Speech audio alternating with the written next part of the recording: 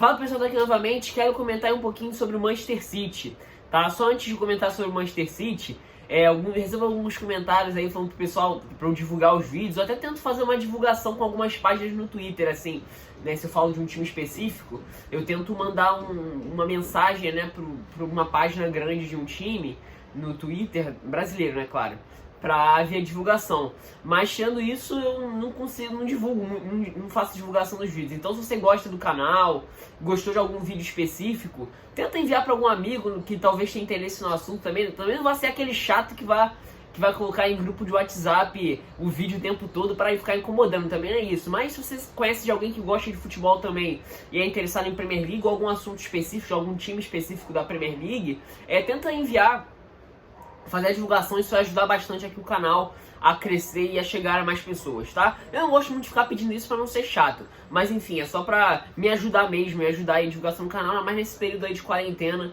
onde tem pouca coisa pra fazer, né? Mas enfim, vamos lá falar um pouco de Manchester City nessa temporada 19/20, né, que parou, né, não se sabe quando é que vai voltar, mas que de fato é uma temporada bem abaixo do Manchester City, do Guardiola, do que a gente pôde ver principalmente nas últimas duas temporadas, onde o time se sagrou bicampeão da Premier League, com as duas melhores campanhas da história da Premier League, né?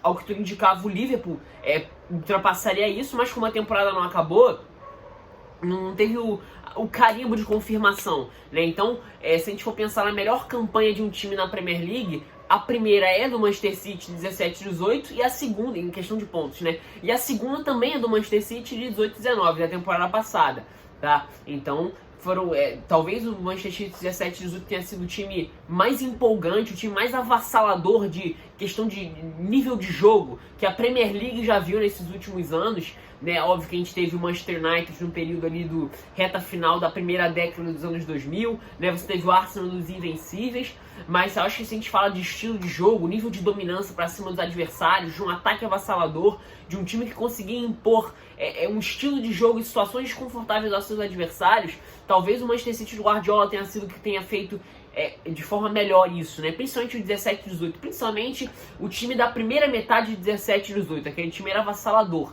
né?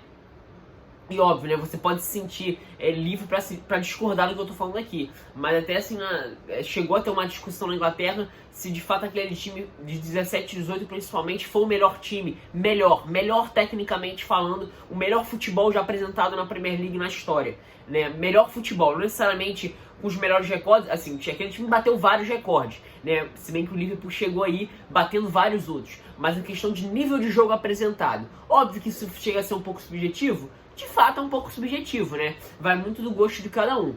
Mas assim, esse time não deixa de entrar pra história como um dos principais times em questão de nível de jogo. Na minha opinião, é o melhor time em questão de nível de atuação dentro de campo. Mas por que nessa temporada 19/20 essa coisa não funcionou? Por que o Manchester City foi tão abaixo? De fato, né? Perdendo vários jogos, foi a pior temporada do Pep Guardiola como treinador em questão de números, né? E por que isso aconteceu? Eu não tô aqui pra explicar as causas, até porque eu não tenho as causas pro insucesso do Manchester City do Pep Guardiola nessa temporada. Seria muita arrogância minha querer apontar as causas disso, né? Mas é óbvio que, de forma geral, todos os trabalhos em algum momento passam por um período de saturação, onde o time não funciona, onde passa a ser manjado, onde o trabalho chega no nível onde não funciona mais, onde aquilo que você faz talvez não seja o suficiente para você conseguir vencer os jogos. Acho que o trabalho do Manchester City, do Pep Guardiola do Manchester City nessa temporada passa muito por isso. Um time que chegou no estágio onde o que se fazia talvez não fosse o suficiente, né? E talvez, em diversos momentos nessa temporada, esbarrou no seguinte aspecto, que na minha opinião talvez tenha sido o ponto mais baixo do trabalho do Guardiola, que é o desequilíbrio psicológico do time. Isso já tinha acontecido principalmente na reta final da temporada 18/19, e na primeira metade dessa temporada isso ficou muito evidente, principalmente nos jogos grandes. O Manchester City dominava, tinha posse, criava as oportunidades, mas por alguma razão não conseguia concluir as jogadas e começava a ficar desesperado para concluir. E aí no festival de bolas alçadas na área, né? No segundo tempo contra o Tottenham foi assim, né? Chegou a ficar no período no jogo contra o Liverpool assim também. O jogo contra o Manchester United nessa temporada foi assim. E vários outros jogos contra pequenos, por exemplo contra o Norwich, né? Chegou a ser assim, o jogo contra o Wolverhampton, e até isso já entra em outro aspecto negativo nessa temporada. A dificuldade defensiva do Manchester City contra times de transições rápidas, contra o Wolverhampton, contra o Norwich, que nem é exatamente um time de transição rápida, é mais um time que consegue até ter a bola e criar a partir disso, mas, né, obviamente, com o cenário jogando contra o Manchester City, teria que se defender, e castigou o Manchester City nesse sentido, nessas transições de velocidade. Eu até acho que naquele jogo passou muito bem pela fragilidade defensiva de Otamendi e Stones, com erros individuais mesmo, né? Então eu acho que nessa temporada o Manchester City, três fatores principais para o Manchester City ter, assim, apresentado um desempenho tão ruim. Na minha opinião, o primeiro principal é um trabalho que chega um momento onde o que você faz já não é suficiente, porque você passa a ser mais manjado. Por mais que o Guardiola em alguns jogos, vários jogos, tenha conseguido de fato ter encontrado alternativas, né, jogando o De Bruyne mais adiantado como meia central para circular, ou até em alguns momentos recuando o Rodri para jogar com uma saída de 3 zagueiros, com o Fernandinho pela esquerda, o Walker pelo lado direito, né, jogando sem zagueiros, liberando nos laterais e puxando o ponta pela direita para jogar espetado como ala, tendo o De Bruyne como esse cara de meia central. O Mahrez já foi também esse cara para jogar mais por dentro, dando espaço até para um outro lateral, aí o Walker passando a jogar mais aberto e fechando com outro zagueiro por aquele lado, né? Não necessariamente com peças fixas. Ele já conseguiu, o Guardiola em alguns momentos teve que mudar esse posicionamento de 3 zagueiros no momento com bola, sem necessariamente ter peças físicas. Então, como eu falei, às vezes o Walker fazia o zagueiro pela direita, às vezes o Walker fazia o ala pela direita, às vezes era o Mahrez que fazia essa função, às vezes era o Bernardo Silva que fazia essa função com o Mahrez jogando por dentro, às vezes o De Bruyne jogando por dentro com o Mahrez espetado. Então em alguns momentos ele respondeu bem, mas de forma geral, o que ele vinha fazendo nessa temporada passou a ser mais manjado, mais facilmente anulado pelos adversários.